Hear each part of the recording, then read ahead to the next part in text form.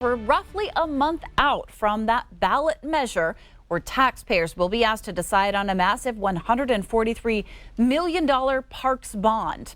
The last time voters were presented with an initiative like this was back in the 1980s, putting the choice back in the hands of residents.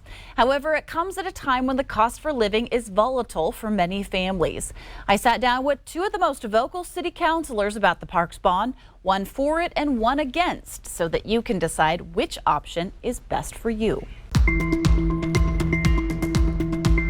Do you feel like it's too much? No, I don't think so. I think we've been very conscious about understanding the impact that this is going to be. It's not that people don't want to invest in parks, it's that they cannot afford a multi-million-dollar rec center. A historic ask for Billings. Two entirely different takes. So I have concerns. And we need this in Billings. Council members Tom Rupsis and Jennifer Owens sitting down with me to talk about community need, financial transparency, and how a parks bond intertwines with a looming concern over public safety. This is not an either or. This is a both and. We have to invest in all sides of our community.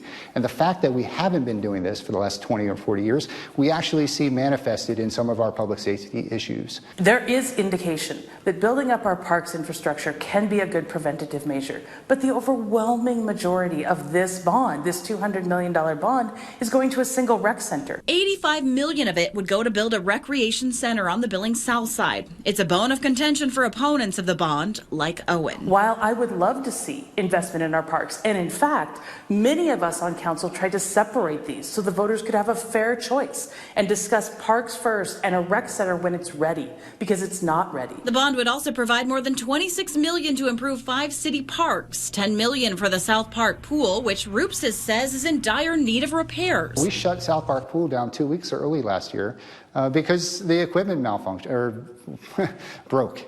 Right? We can't do that. We can't build a rec center and let South Park Pool fail. And it's not just South Park Pool.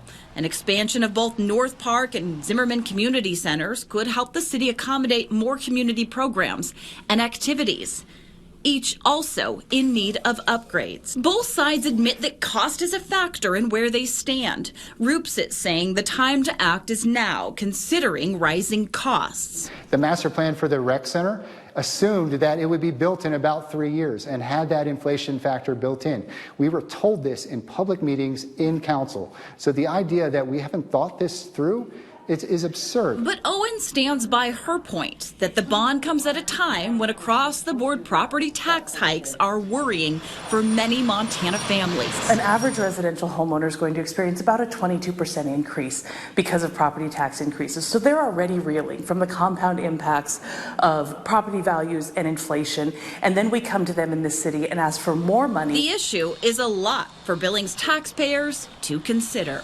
And you can watch the entire half-hour interview right now at ktvq.com.